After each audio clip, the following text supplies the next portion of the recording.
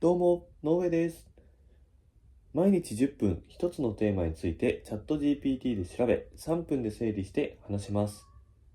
それでは今日のテーマを発表していきます。今日のテーマは、収入因子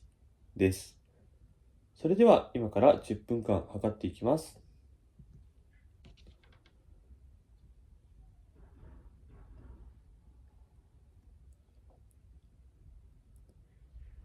はい、それではいきます。よーい、スタート。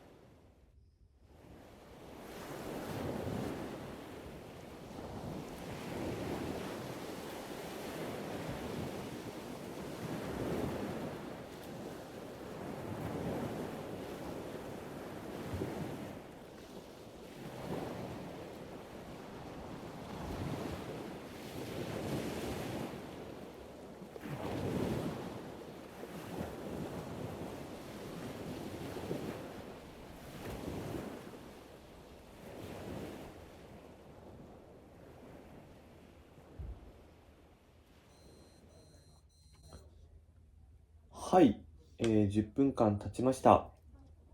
そうしましたら、制限時間、3分間で今日調べられたところまで、説明していこうと思います。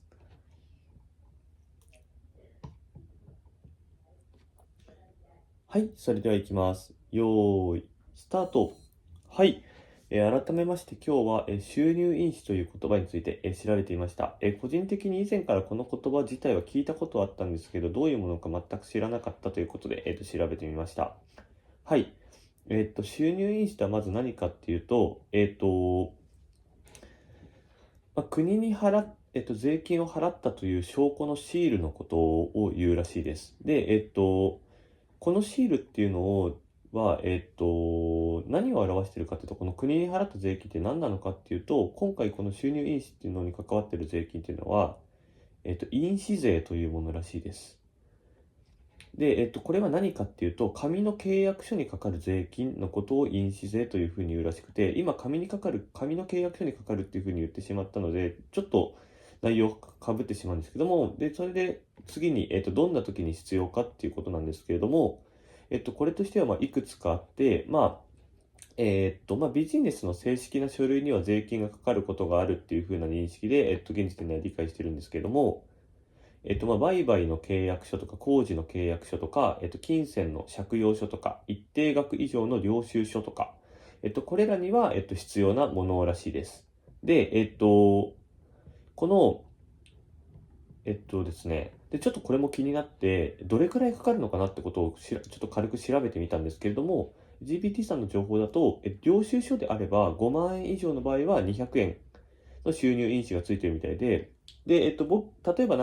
こちらで、例えば5万円以上の買い物をした時の領収書とかにも僕知らなかったんですけど、実はこの収入印紙200円分がついているらしいです。家電量販店とかだったら結構5万円以上とか、物とかだとかかることもあるかもしれないんですけども、はい。で、仮に、じゃあ100万円の契約書とかだったらいくらかかるかっていうと1000円かかるらしいです。で、1000万円とかだと1万円みたいな感じで、かかるみたいですね。はい。で、これ貼らないとどうなるかっていうものなんですけども、貼らなかった場合、ペナルティが発生してしまうらしくて、税務署に納めないといけなくなります。で、その納める額も3倍になってしまうみたいです。例えば、そうですね。で、3倍の、収入印紙を貼っていないと、そうですね、発覚してしまうと税務署から指摘されて、ペナルティとしてその3倍っていうのを税務署の窓口とか振り込みっていう形で、えっと、支払いをしなければいけないらしいです。領収書とか、5万円以上の領収書とかであれば、600円のペナルティとか、100万円の契約とかであれば、3万円のペナルティですかね。一応そんな感じになるみたいです。はい。で、ちょっとこれ、もう、今回今3つ言ったんですけど、面白かったのが、契約書っていうのはあくまで紙の契約書みたいなので、電子とかの契約書とか、電子の領収書とかの場合っていうのは、パソコン上とかで契約して、ネットで同意してデータを保存とか、そういうものとかは紙を使わないので、印紙税がかかんないみたいです。あくまで印紙の紙っていうのが書いてあるように、紙の契約書が関わってくるみたいです。はい、すいません。時間少し過ぎてしまいましたが、今日は、これで終了とさせていただきたいと思います。はい、本日もお疲れ様でした。まずはこの時間、しっかり取り組んだ自分を、ぜひ褒めてあげてください。そしてよかったら、私のことも褒めてくれたら嬉しいです。私は褒められるとすぐ伸びるタイプです。次回も一緒に学びましょう。それでは、バイバイ。